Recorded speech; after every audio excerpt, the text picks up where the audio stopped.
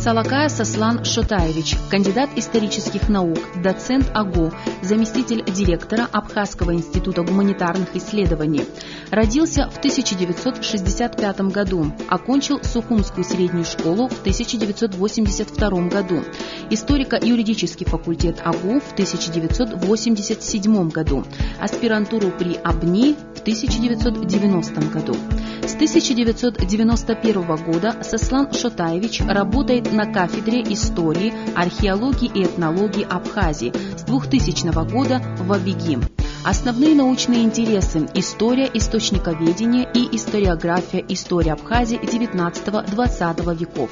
Автор свыше 20 научных работ, в том числе 2 книг, один из составителей 2 и 3 томов материалов по истории Абхазии XIX века, участвует в написании академической истории Абхазии и курса лекций по истории Абхазии.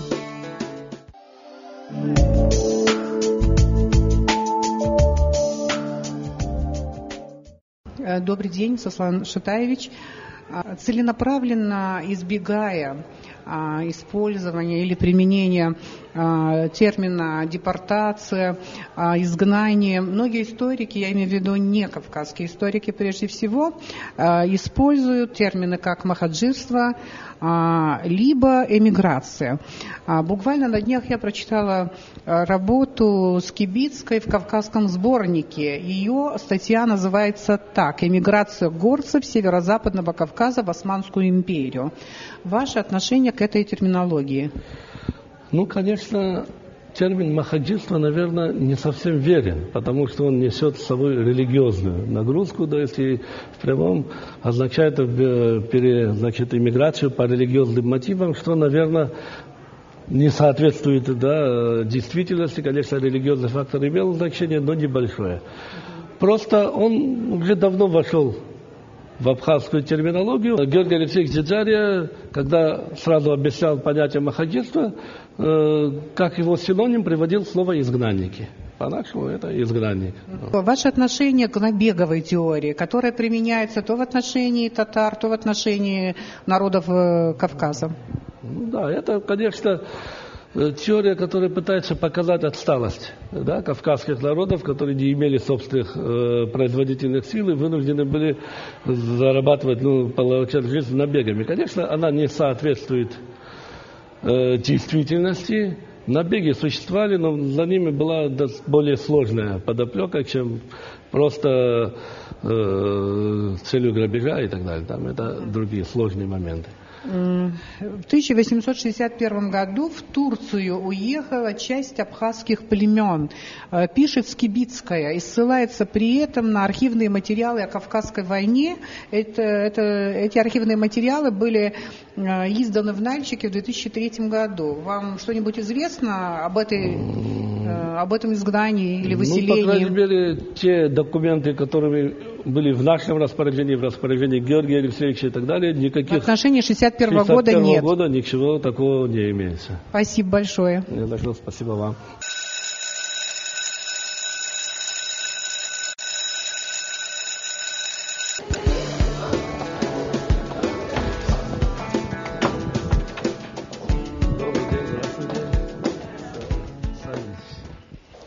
И снова кафедра. Добрый день. Население во всех уголках Кавказа проявляло нервозность по поводу своей дальнейшей судьбы. Многие жители региона испытывали страх перед будущим, поскольку не понимали сути происходивших перемен. Традиционалистское и патриархальное сознание горцев подвергалось серьезным испытаниям.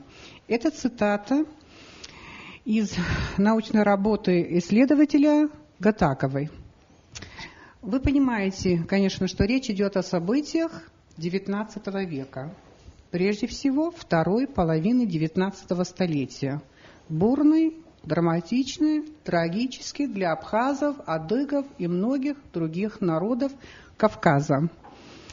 Вопреки мифам, конъюнктуре, мы с вами должны стремиться к объективным знаниям собственной истории. Гость нашей программы – кандидат исторических наук, доцент Салакая Сослан Шотович.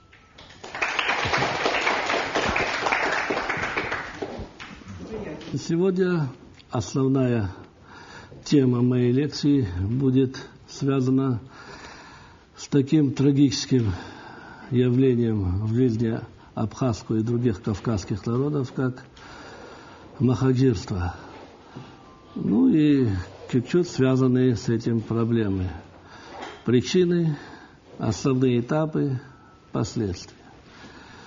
Значит, вообще, как вы, наверное, знаете, махаджирством, да, под махаджирством мы понимаем переселение или выселение горцев с Кавказа в пределы Турецкой Османской империи. Однако сам термин может быть не совсем удачен. Почему? Потому что махаджирство в переводе с арабского, ну и, наверное, у адыгов более верная форма мухаджирства, да, оно означает выселение по религиозным мотивам. Что в выселении кавказцев не играло далеко основной роли. Тем не менее, этот термин в Абхазии укоренился, и возьмите первую абхазскую драму, да, Самсона Чамба, как вы знаете, она называлась махаджир, да? То есть это достаточно старый и устоявшийся термин. Но ведущий наш специалист по вопросам XIX века в советской историографии Георгий Алексеевич Дзиджария в своей самой основной работе в своей жизни «Махаджирство и проблемы истории Абхазии XIX столетия» сразу же обозначил махаджир в понятии абхазов и других кавказских народов — это изгнанник. Конечно, выселение, тем более таких огромных масс народа, не может происходить само по себе. И не может быть одномоментным и сиюминутным, да, решением. Оно было, конечно, во многом следствием той изменившейся политической обстановки, которая возникла на Кавказе и в Абхазии в XIX веке. В первую очередь это связано с тем, что 300-летнее турецкое владычество сменилось на Кавказе новым, российским. И появление на Кавказе нового игрока было неоднозначно сначала, а потом и враждебно встречено многими горскими народами. Значит, поэтому до сих пор в кавказской среде бытует такая точка зрения, что махаджирство в первую главу это политика России, что основная вина махаджирства лежит на Российской империи. При этом, однако, забываются другие моменты и другие факторы, которые способствовали этому явлению. И, наверное, в данном случае можно согласиться с точки зрения того же Георгия Алексеевича Дзиджария, который, говоря, что, конечно, главная роль в махаджирстве лежит на национально-колониальной политике Российской империи, выделяет и еще целый ряд причин, которые сделали этот процесс настолько болезненным и во многом неотвратимым. Здесь надо сказать одно. 300-летнее турецкое господство, если многие подумают, что там принесла негативного Турция. Подумаешь, разве что работорговлю. Хотя это разве что работорговля, на самом деле достаточно сильно била по демографической ситуации в Абхазии. По оценкам разных источников, ежегодно только на рынках Абхазии продавалось в рабство от 3 до 15 тысяч людей. Ежегодно.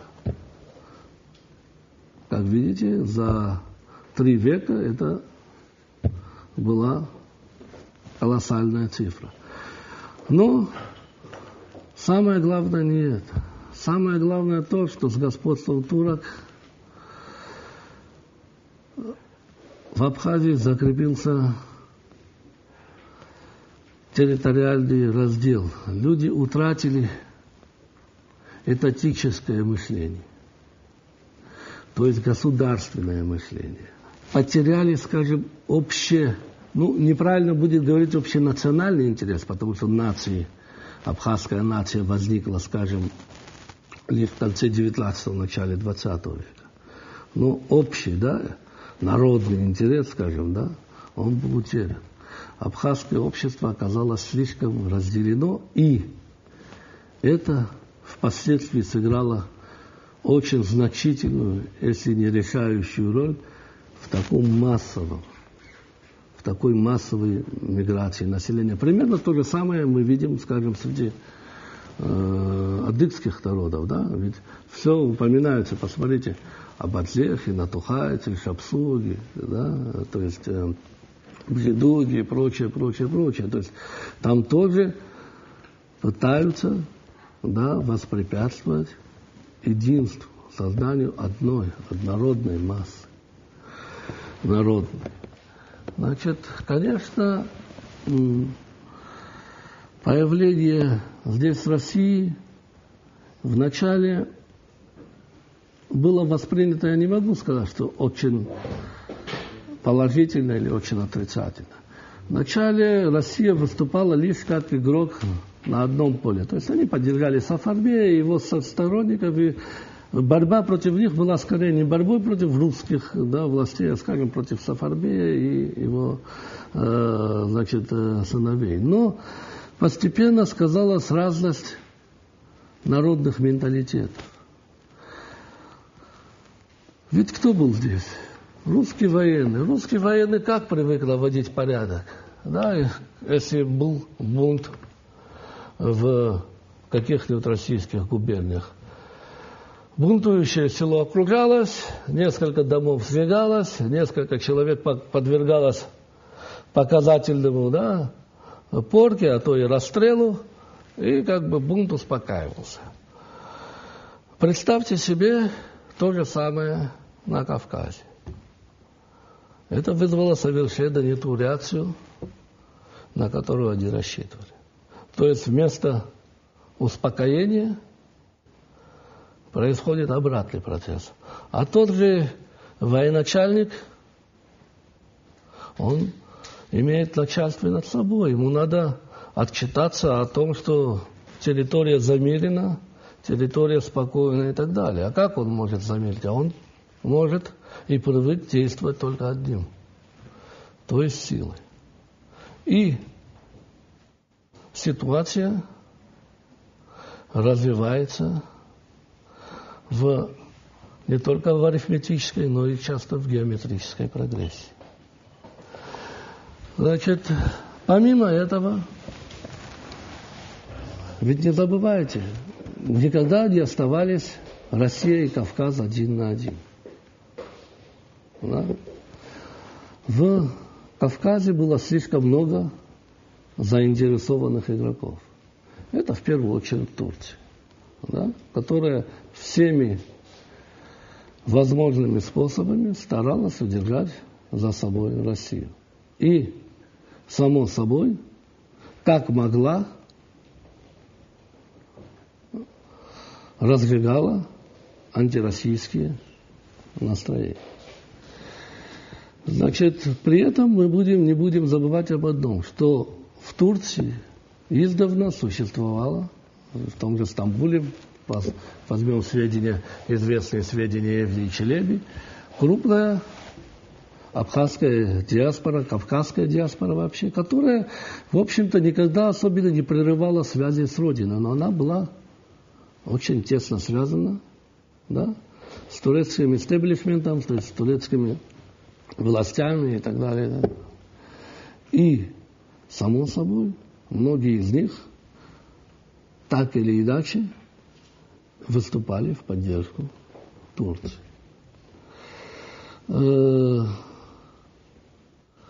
Поэтому Турция выступала на первом этапе как активный борец с Россией, а затем принимала кавказских беженцев. Ну, тут есть еще и личные мотивы, ведь большинство турецких султанов, да, были дети, в конце концов, кавказских жен этих же султанов. Да, то есть в них, в конце концов, текла и кавказская кровь, и они во многом рассматривали их как своих, в том числе и родственников тоже. Значит, и этот мотив имел весьма существенное значение. К тому же Турция в результате этого махагирства, в результате этого, ну, термин, опять же говорю, условно, понимаете, махагирство, в результате этого выселения или депортации получала определенные выгоды. Во-первых, увеличивалось количество податного населения, да? Это новые налогоплательщики. Во-вторых, учитывая традиционную воинственность кавказских народов, многие мужчины пополняли турецкую армию и флот. В конце концов, к концу XIX века сложилась уникальная картина, когда офицерский корпус османской, да, армии в большинстве состоял из кавказцев, когда, собственно, турки иногда выдавали себя за кавказцев, чтобы делать военную карьеру. И такая ситуация, конечно, продолжалась достаточно длительное время. Дальше сюда вмешиваются ведущие европейские страны. Еще до принятия Абхазии русского подданства Челешбей вел переговоры с Францией. Сохранилась переписка с Толейраном. Сюда прибыл с особой миссией генерал Гордан, один из соратников Наполеона. И, значит, эти переговоры зашли в тупик, поскольку все же в тот момент Челешбей, наверное, решил сделать ставку на Россию, а франко-русские отношения пришли к кризису. Как вы знаете, началась очередная франко-русская война в 1805 году, и эти переговоры постепенно заглохли. Но, тем не менее, ведущие европейские страны никогда не оставляли этот регион без внимания. Тем более, что когда стало ясно, что Турция одна, России сопротивляться не в состоянии. Все русско-турецкие войны XIX века Турция проиграла.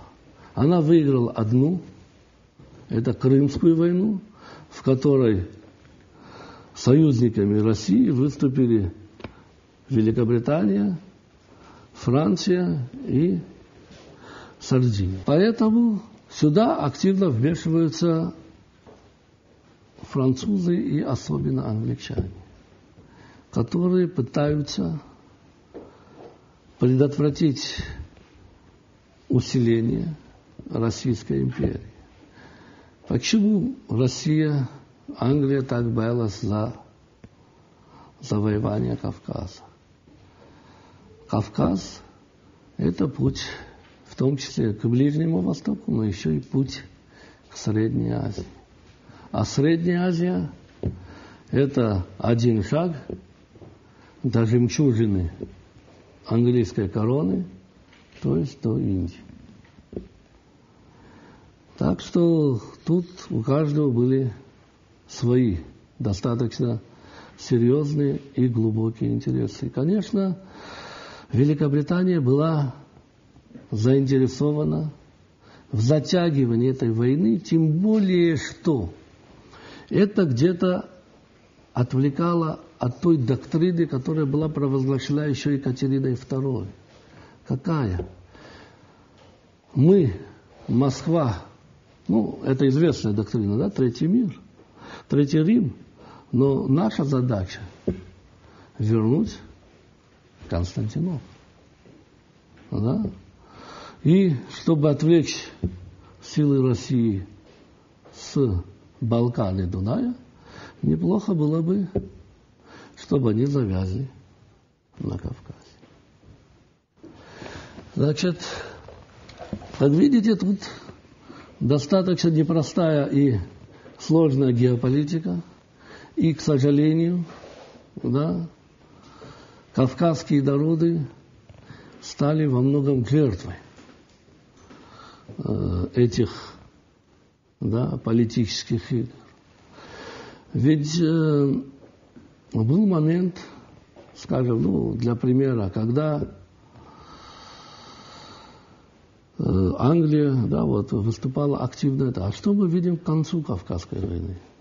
Вы все знаете, да, о миссии абхазской, ну, она так называлась абхазской, быхско-садской делегации, да, в Лондоне, где премьер-министр Великобритании Пальмерстон их с одной стороны как бы принял, а с другой стороны сказал, что реально никакой помощи от нас вам ждать уже не придется.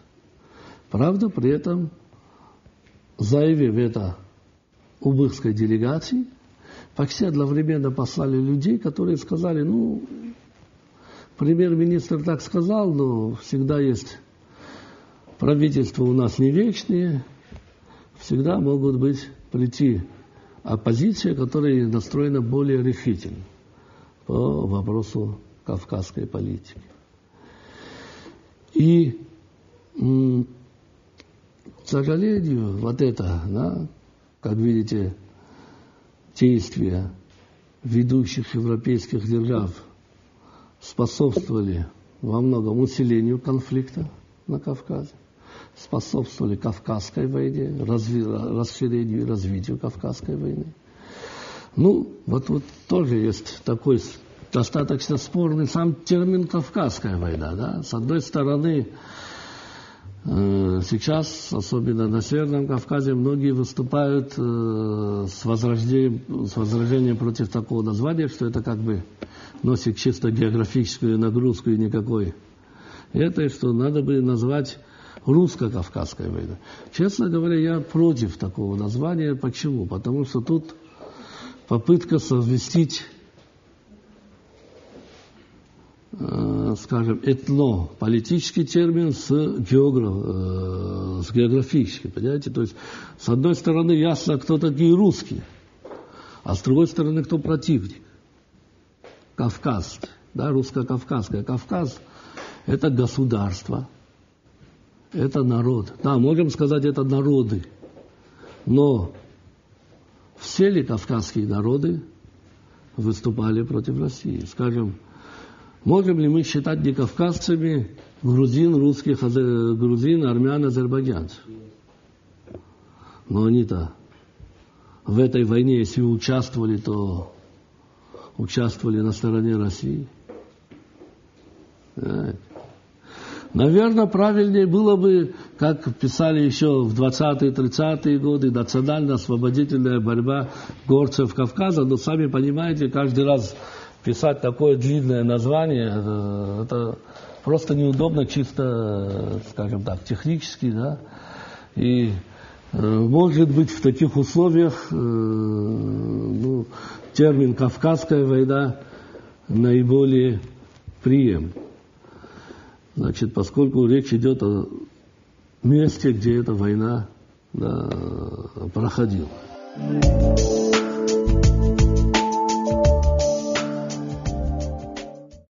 Кавказ сам оказался слишком разнородным и слишком разноэтим, понимаете?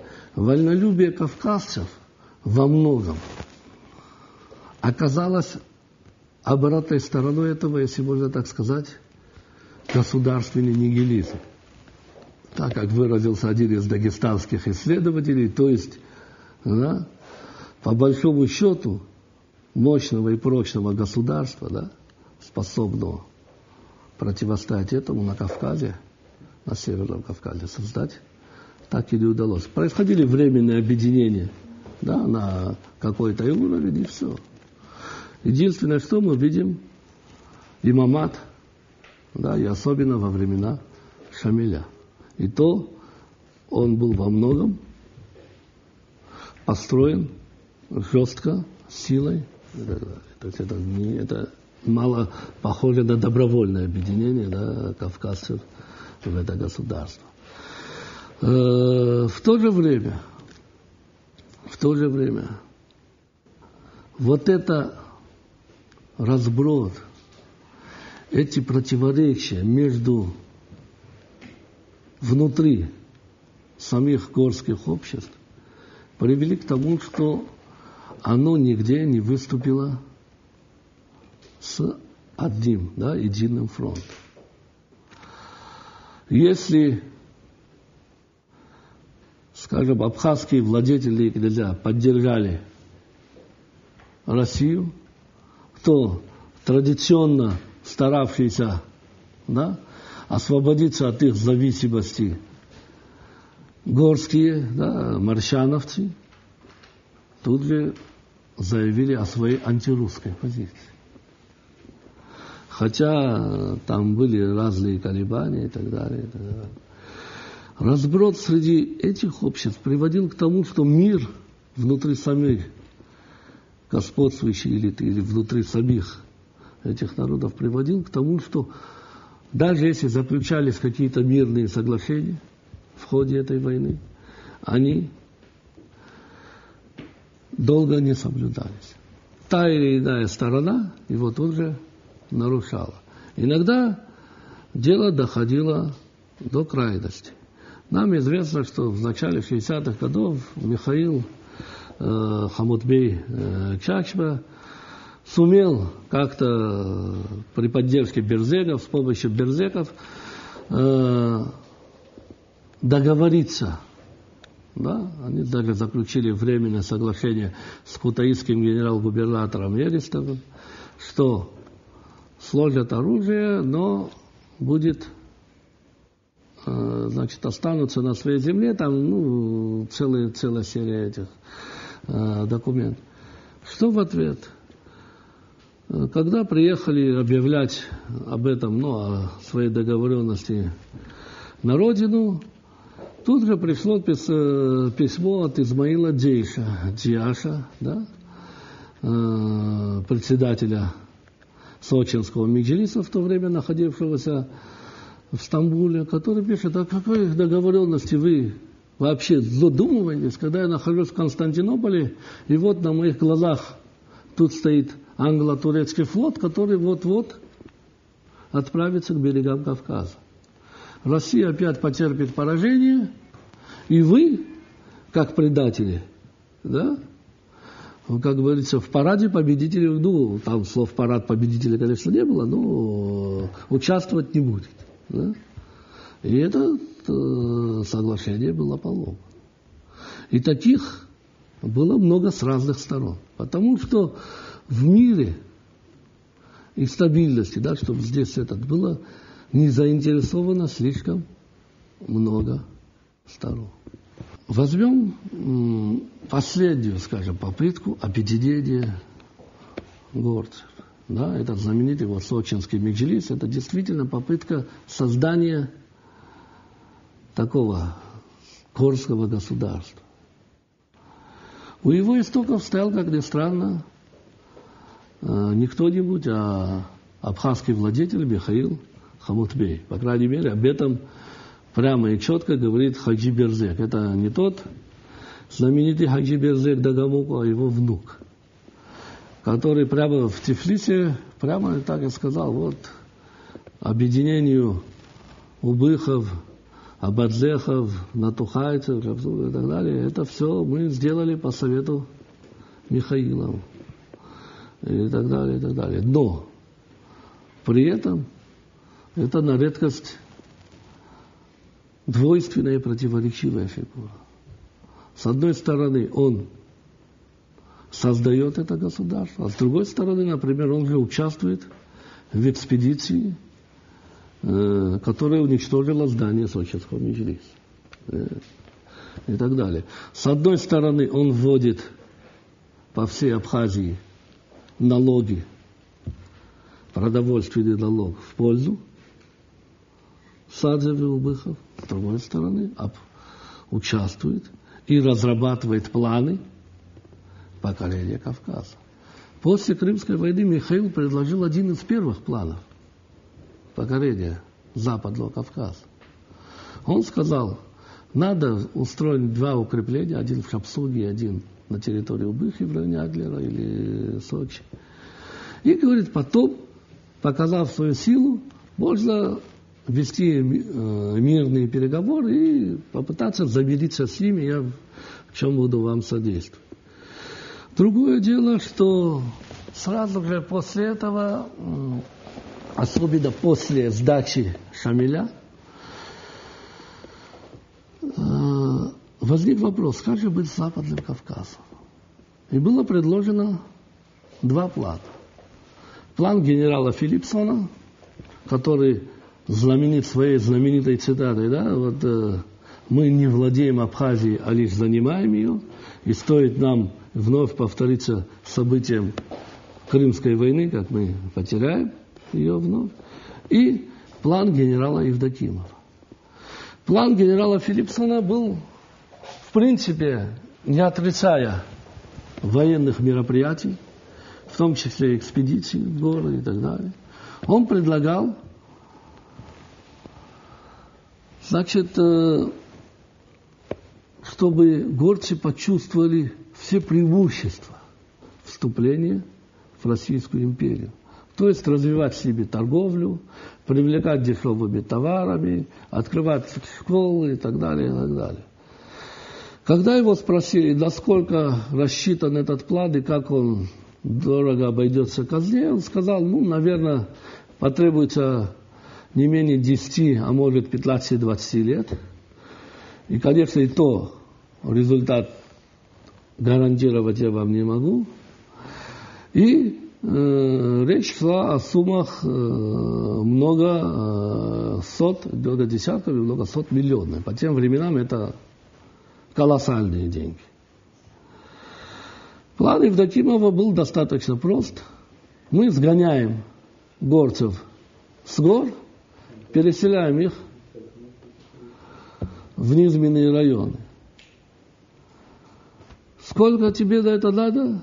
Мне надо 2-3 года, и мне надо там, относительно небольшая сумма, в десятки раз меньше, чем по предложению Филипсона. Как вы понимаете, тут выбор был сделан один, да, и однозначно, в пользу плана генерала Евдокимова. И, вероятнее всего, именно в тот момент судьба причерноморских и вообще западных горцев была решена. Хотя оставался один формальный повод, один формальный предлог, когда царь встречался с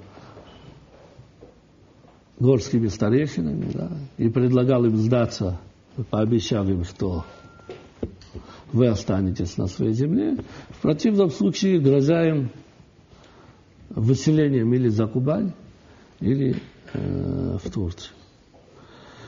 Значит, само собой, это не могло не сказаться.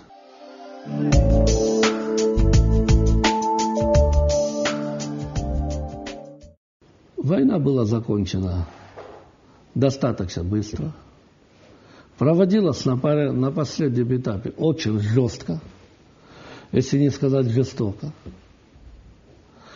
Российские войска не останавливались ни перед какими, значит, этими, чтобы добиться одной цели – выселения этого. Нам хорошо известен, он передавался в нескольких этих еще встреча генерала Геймана с убыхскими старейшинами.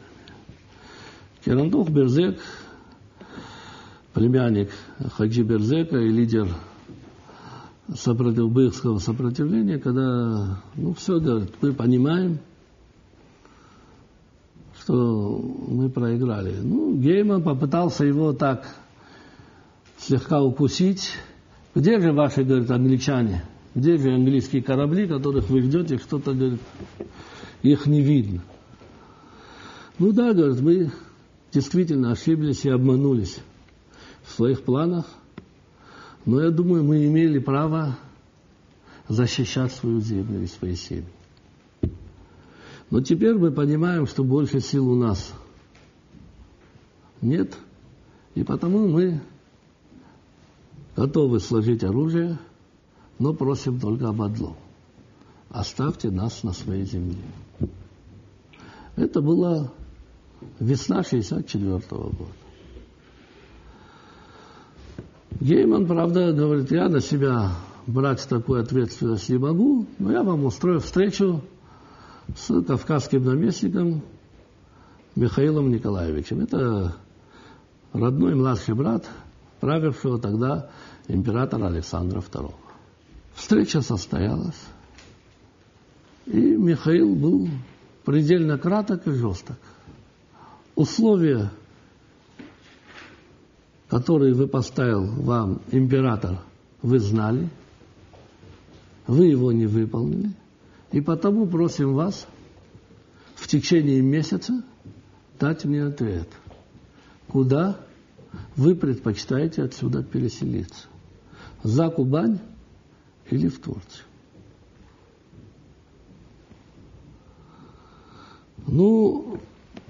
Ответ пришел даже раньше срока. Убыхи сказали, что за Кубанью и так далее мы никого и ничего не знаем, а в Турции вроде нас обещали принять, у нас там есть родственники, земляки и так далее. Мы готовы эмигрировать. Более того, царская власть даже чуть-чуть платили небольшие деньги, но по 10 рублей тому, кто хочет уехать. Компенсация за тот скот, который они оставили. Почему, правда, отселили его в 10 рублей, я не знаю, но такая это была. Значит, и мы видим, что практически вся территория Черноморского побережья до границы Абхазского княжества обезлюдила. И вот тут, как раз таки в судьбе абхазов в этот момент весьма положительную роль сыграл документ 17 февраля 1810 года.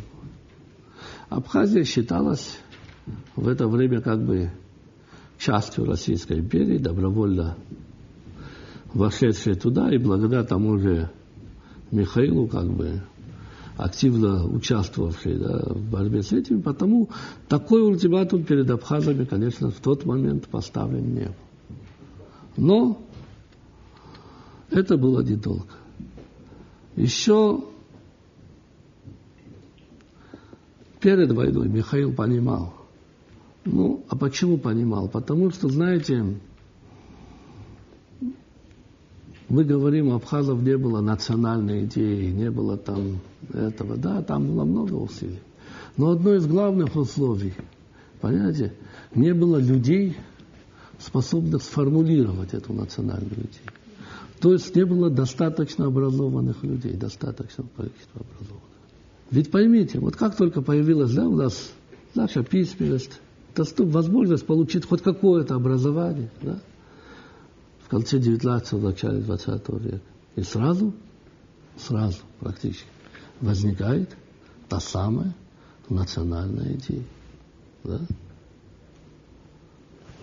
Всего, да, прошло за какие-то... Кстати, это достаточно известный феномен. Любая колония как бы в себе, да, вырождает своего могильщика, да, выращивает своего могильщика. В своих интересах она должна дать образование, да, колонизируемым народам. А это, в свою очередь, приводит к росту их самосознания. Поэтому он, будучи достаточно образованным человеком, понимал, что такое значение, какое он имеет сейчас, а Михаил пользовался огромным авторитетом на Западном Кавказе. Даже русские военные аналитики, которые исследовали ситуацию на Западном Кавказе в 50-е годы, сказали, конечно, огромный авторитет имеет Мухаммед Эмин. Это наиб имама Шамиля, который сумел сплотить некоторые западно-кавказские этносы. Большой популярностью пользуется Сафарзан. Сафарбей Заноко – это натухайский князь, тоже человек очень авторитетный. Но намного больше своим авторитетом превосходит и того, и другого, и обоих вместе, говорит Михаил Шервашидзе. Потому, скажем, его позиция во время Крымской войны, когда он перешел на сторону турок, сделали вид, что ее не заметили, потому что Кавказ еще не был покорен. Но и он понимал, что как только Кавказ будет покорен, с ним, наверное, покончат. И действительно, в мае 1864 года закончилась Кавказская война. В июне было ликвидировано Абхазское княжество. И после этого было введено непосредственное русское управление. Дальше произошло, как вы знаете, знаменитое Лыхнинское восстание. И первое крупное, понимаете, у нас ученые подсчитали 10 крупных волн махагирства. Но если мы знаем, что в 1805 году территорию Абхазии, в 2010 году территорию Абхазии покинули 5000 человек, то во время остальных волн первой половины 19 века мы, к сожалению, не знаем. А они были после восстаний 21-24 года, после Абхазской экспедиции, после Тибильдинской экспедиции, после Дальской экспедиции и так далее. Но тут, к сожалению, подсчитать было очень сложно. Более или менее точный подсчет можно провести во второй половине 19 века, когда каждая из крупных волн махагирства уносила не меньше 20-25, а махагирство 1977 года даже 50 тысяч человек. Значит, что? Но в 1967 году, понимаете, вдруг оно напугало восставших, напугало царизм. И они сказали, хорошо, что восстание было в Плыбской Абхазии, в те места открыты и так далее. А если бы восстание вспыхнуло в Цибильде, что бы нам было делать?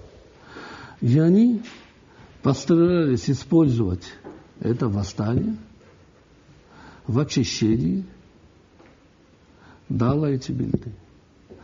Там был принят целый ряд различных мероприятий, распускали слухи, распускали сети и добились того, что выселили практически все. Самое страшное и самое серьезное махагирство 1977-1978 году. Это вообще уникальное явление, когда несчастных абхазов выселяли и те, и другие. Мы видим, с одной стороны, турки пытаются провести массовую мобилизацию абхазов в турецкую армию, высадив их сюда, и сгоняют народ к берегу с целью отправить их в Турцию. С другой стороны, те, кто сумел избегать этой участи, потом был объявлен виновным, и, как ни странно, их обвинили в том, что они выступили в поддержку Турции, хотя казалось бы, это нонсенс, но тем не менее были объявлены виновным населением, и это привело действительно к крупнейшей депортации. После русско-турецкой войны был заключен, одна из статей гласила о том, что в течение 2-3 лет махаджиры могут вернуться на родину. Но проблема в том, что ни абхазская, то есть ни российская, ни турецкая сторона до беженцев, до депортированных эту статью не донесли. Те, кто вернулись по собственной инициативе, а не вовсе по каким-то там целенаправленным действиям.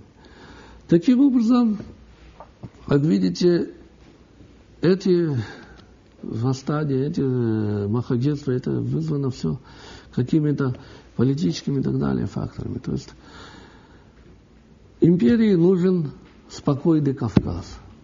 Если кавказцы спокойны, очень хорошо. Если кавказцы беспокойны, то замечательно, если будет Кавказ без кавказцев. Понимаете? Народ можно заменить, а стратегические пункты никуда как бы не денут. И, конечно, самое страшное это то, что последствия этого махаджирства мы испытываем до сих пор. По самым минимальным оценкам, которые сделал Георгий Алексеевич Сиджани, количество махаджиров, абхазов только, было 135 тысяч человек. По переписи, которая прошла через 10 лет почти, после последних, через 8 лет, в 1886 году, абхазов в Абхазии было 58 тысяч. То есть в 2 раза меньше. А цифры Дзиdzarия многих вызывают сомнения. Известный абхазский общественный деятель Симон Петрович Басария называл цифру 400 тысяч. Возможно, конечно, это и преувеличение, но подумайте, 135 тысяч человек. Есть ли столько абхазов в Абхазии сейчас? Понимаете? И после этого к чему это привело? Это привело, что само собой и в чем главная опасность? Это территория слишком лакомый кусок. Она не может долго быть пустой. Ее активно заселяли, как вы знаете, после махаджирства. Когда Абхазия превратилась из моноэтнической страны, в полиэтническую, многонациональную. Примерно почти такая же ситуация сейчас. Вы поймите. Население Абхазии должно быть минимум в 2 раза больше. А если никаких мер по возвращению махаджиров мы не сделаем, Абхазия будет заполнена другими людьми. И тогда опять будет, может не 17, а 25 или 30%. Но они ничего решать уже не будут. Поэтому, конечно, к сожалению, почему, в чем трагичность этого? Не в том, что просто, мы потеряли, скажем, как в эпидемии, какой-то, мор, когда миллионы людей умирают и так далее. Мы в Абхазии потеряли контроль над своей территорией. И демографически, и политически, и так далее. И это сказалось во всех дальнейших событиях. Конечно, если бы абхазцев здесь сейчас было бы перед войной 300-400 тысяч, то навряд ли грузин тут было бы 250. И тогда бы им не пришло, наверное, в голову говорить, что это их земля. Да? Наверное, сейчас у нас жизнь была бы чуть получше, если бы у нас было бы 300, 400, а то и больше тысяч. И так далее. То есть, как видите, это было страшно, и если этих последствий не преодолеть, то кризис не миновал. Потому я вас призываю, старайтесь вы тоже делать все, чтобы наши братья вернулись. Понимаете, не надо каких-то таких, это турки, это... Нет, они не турки, они там сохранили в этих условиях то, что они абхазы. А вы тут, они не такие, как мы. А может, это не мы не такие, как они. Так что подумайте об этом и подумайте о будущем своей страны. Ну, пожалуй, на такой, не знаю, пессимистической или патетической или ноте, да, наверное, можно, по-моему, время наше подходит к концу. Ну, разрешите мне закончить свою лекцию на этом.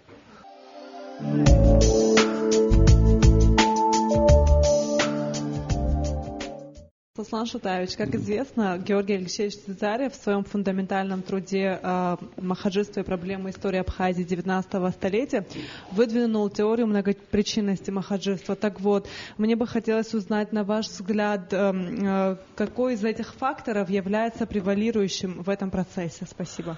Основным фактором называл, конечно, он национально-колониальную политику Российской империи. Это раз. Все остальные факторы имели тоже важное значение, но, вероятнее всего, не решающее. То есть не появилось бы, наверное, на Кавказе России, где было бы махаджирство. Но, с другой стороны, вы должны понимать, что Россия в XIX веке, да, на Кавказе не появиться не могла. Это законы империи. Империи расширяются. Да? Империи хватает то, что плохо лежит, как говорится. Да? То есть добровольно, недобровольно, по-всякому, Кавказ все равно стал бы и стал частью Российской империи. Георгий Алексеевич Цезарев в своей работе, тоже, которая называлась «Нанда», называя одной из причин махаджирства 1867 года, считал упразднение Абхазского княжества. Хотя в предыдущей главе он говорил, что абхазский народ спокойно отнесся к упразднению княжества. В чем связаны такие противоречия? Ну, действительно, мы видим по... Спасибо за вопрос, конечно, товарищ. Мы видим по источникам, что вначале абхазы действительно достаточно спокойно восприняли переход к новой системе управления. Но усиление, да, в течение 2 лет, усиление того же русского чиновничьего произвола, а также грубость, резкость и так далее, вызвали уже недовольство. Ну и как всякое бывает, да, все, что было не слишком ими в прошлом правлении, забылось, да, а все хорошее вспомнилось вновь. И они, конечно, это действительно был весьма важный момент. Причем момент, подчеркивавший тогда единство как бы князя и народа, когда выносилось не только княжеское знамя, да, но и народное знамя, которое одновременно вручалось народу, да, и так далее. Но, понимаете, как ни странно, может быть, поэтому основным виновником Лыхнинского восстания царизм признал не крестьян.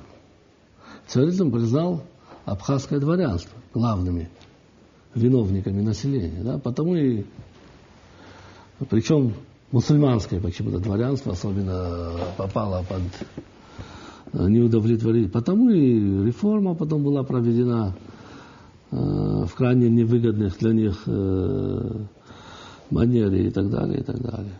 То есть, конечно, была сделана попытка своего рода государства. Действительно, мы видим, что за 2 года отношения можно поменять. Вы вспомните период Абхазии, скажем, период становления советской власти. Если в 18 году в абхазском обществе превалировали антирусские настроения, то за 2,5 года, да, они сменились на антигрузинские, настолько тут бесчинствовали, да, скажем, грузинские меньшевики, что они уже Красную армию восприняли как союзника в борьбе.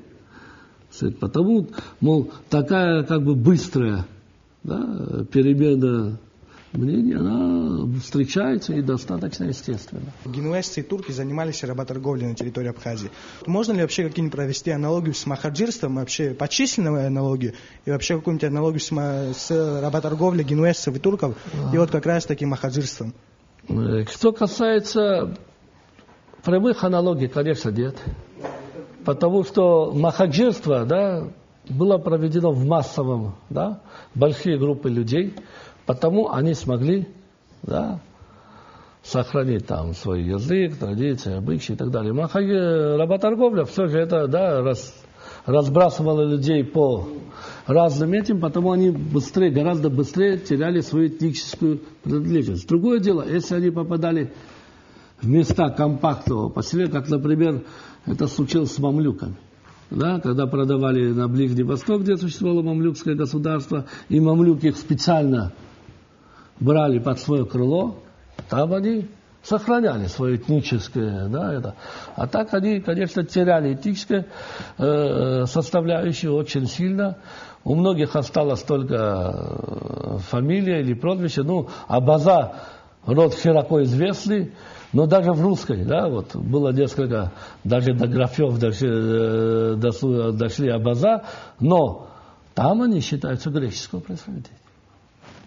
Понимаете? Ну, это ошибка, но тем не менее, они попали туда из Греции. То есть, как видите, разные эти. Там у них, кроме своей, скажем, фамилии, ничего кавказского больше не сохранилось. Соотношение рабов, которые при генуэзской колонизации турецкой, и махаджирство. Генуэзская колонизация, речь идет в Генуе, по крайней мере, попавшие в Европу, легко. Там купля-продажа и так далее, все фиксировалось. Там идет речь за все это время о нескольких десятках тысяч человек. Что касается продажи, особенно в турецкий период, мы сказать не можем. У Шардена есть известно это, что на рынках из Гаура продавали 15 тысяч. Но, конечно, 15 тысяч каждый год, если продавали бы, это 1,5 миллиона за 100 лет и там 3-4 миллиона за это время. Это, конечно, цифра, думаю, очень сильно преувеличенная. Но, вероятнее всего, за 300 лет турки, скажем, потери абхазов от работорговли были сопоставимы, если не больше, чем махаджирство. Многие говорят, работорговля была в Абхазии, и этих рабов продавали здесь же феодалы, у того же Георгия Алексеевича Цезаря в работе.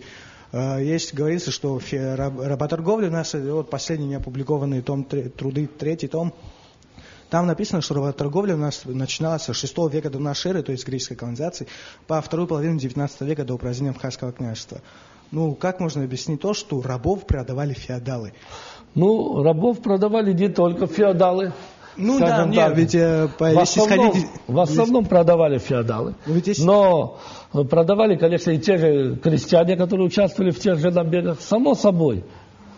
Это и сказывалось, вот тут в работорговле и сказывалось отсутствие осознания всех, да, единой нации. Этот далец, которого я взял в плен как житель, скажем, Абжахвы, мы с ним разве что разговариваем на одном языке. А так я абхаз, а сапсуап, он далец. Это я его продал и все. Понимаете, он не мой.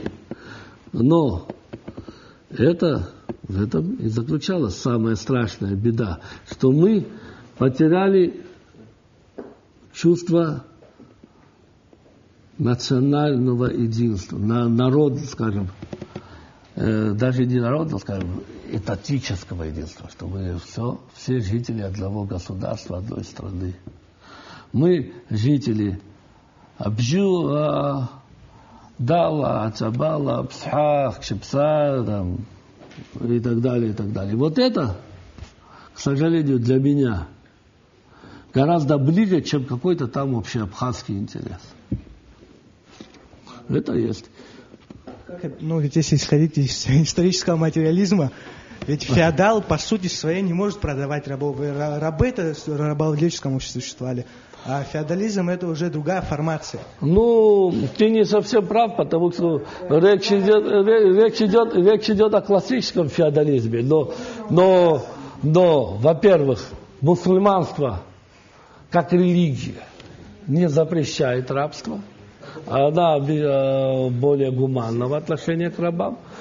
Во-вторых, самая развитая, одна из самых развитых стран мира, да, Соединенные Штаты Америки, отказались от рабства когда? Тогда же, когда и русские от крепостного права. То есть во второй половине XIX века. Так что оно развивалось, как видишь, не только в рамках феодализма, но и в рамках капитализма.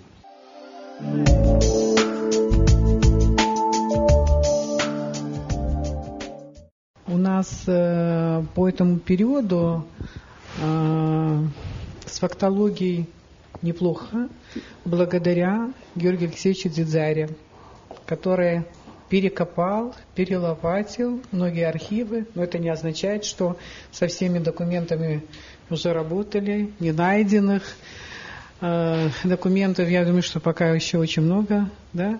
Видимо, есть архивы, которые ждут вас. Те вот вопросы основные истории Абхазии 19 столетия теперь пытаются тоже переосмыслить или как-то допонять это событие с разных позиций. И это, я уверяю вас, непростая задача. Но нам надо знать свою историю для чего? Для того, чтобы не повторять те ошибки, которые были. Мы предков своих ни в чем не можем обвинять, упрекать. Они жили в другое время. Но все достаточно сложно, чтобы вот та историческая ретроспектива, которая должна быть осознанно, да, восстановлена и так далее, она нам должна помочь сегодня выживать в непростых политических, геополитических условиях. Даже терминологию установить никак не удается, потому что разные субъекты, которые участвуют в исследовании этой проблемы, преследуют разные интересы. К сожалению, есть такое этническое отношение к историческим проблемам. Почему мы не можем договориться, да, кавказские историки, по поводу этой терминологии? Мы можем.